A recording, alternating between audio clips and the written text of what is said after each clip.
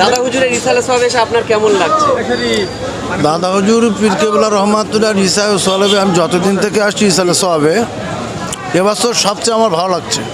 কারণ এই যে রাস্তাতে আসলাম, কবরস্থানগুলো সুন্দর ঘেরা আছে দেখলাম নতুন ডিজাইন করে, এবং গেট টেটগুলো ফুরফুরা বা লাইট টাইটগুলো খুব ভালো লাগছে, খুব শান্তি পাচ্ছি। এবং বহু জায়গায় বাথরুম টাথরুম ছিল না, সেগুলো বহু বাথরুম করা হয়েছে, এবং টয়লেটের ব্যবস্থা কম ছিল, এবছরও উন্নত মানের টয়লেটও করা দেখছি। মানে ফুরফুরা আগের চেয়ে অনেক অনেক উন্নত, অনেক অনেক উন্নত। আপনি কত বছর আসছেন এই ফুরফুরা? আমি এই পুরো 30 বছর হচ্ছে, কম করে। আপনি দাদা হুজুর সম্পর্কে কি জানেন সংক্ষেপে যদি একটুখানি বলেন, 1-2 মিনিটের মধ্যে। দাদা হুজুর পীর কেবলা সম্পর্কে আমি তো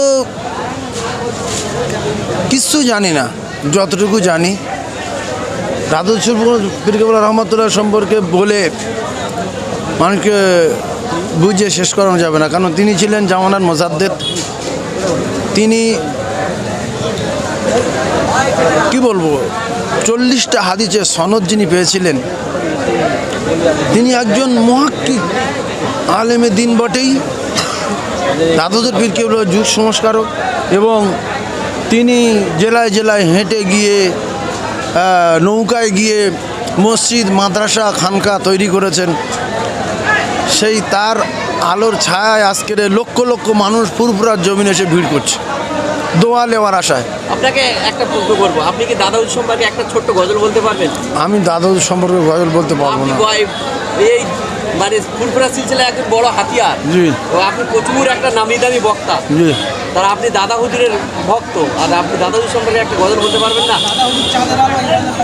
না, আমি দাদা হুজুর সম্পর্কে গজল যদি আমার বলতে হয় তাহলে সময় দিতে হবে, আধা ঘন্টা সময় দিতে হবে, 20 মিনিট সময় দিতে হবে। হঠাৎ করে দাদা হুজুর পীর কেবলার সম্পর্কে গজল বানিয়ে বলা আমার দ্বারা সম্ভব না। কেন, তিনি আলাদা মানুষ, কোথায় উল্টো পাল্টা হয়ে গেলে বদদোয়া লেগে যাবে। সুতরাং ওই দাদা হুজুর পীর কেবলা রহমাতুল্লাহ নামে গজল বলতে গেলে সময় দেওয়া দরকার। দাদা হুজুর সম্পর্কে বাংলার মানুষ জানা না এমন কোনো কথা নয়। প্রত্যেকেই জানে যে দাদা হুজুর কেবলা কেমন ছিলেন, কি করেছে আমাদের জন্য, বাংলার মানুষের জন্য। যিনি এমন একটা সময়তে মহাত্মা গান্ধীর মতো লোককে পরোয়া করতেন না। মহাত্মা গান্ধী এসে বলেছেন, দাদা হুজুর আপনি আমাদের সঙ্গে আসেন। তিনি বলেছিলেন, আপনার রাস্তা पर चलिए, हमको हमारा রাস্তা पर चलने दीजिए, ইমান আর কুফর का রাস্তা এক নেই হয়। দাদা হুজুর এমন একটা ব্যক্তি ছিলেন, তিনি কোনো দলের কারুর দাবিদারি করতেন না। তিনি ইসলাম এবং দিনটা কীভাবে কায়েম হবে, কীভাবে মানুষ জাহান্নাম থেকে বাঁচবে, সোজা পথে চলবে, সরল পথে চলবে, সঠিক পথে চলবে, তার চিন্তাভাবনা এটাই ছিল। সেই জন্য আজকের মানুষ লক্ষ লক্ষ মানুষ আমাদেরকে না মারলেও, অন্যান্য হুজুরদেরকে না মারলেও দাদা হুজুর কেবলাকে মারবেন। কোনো হুজুর যদি বাংলার জমিনে না বেঁচে থাকে তবু দাদা হুজুর কেবলাকে মানবে। ইনি তেমন দাদা হুজুর ছিলেন। বাড়ছে না, কমছে ফুরফুরা? আগের থেকে এখন কেমন লাগছে?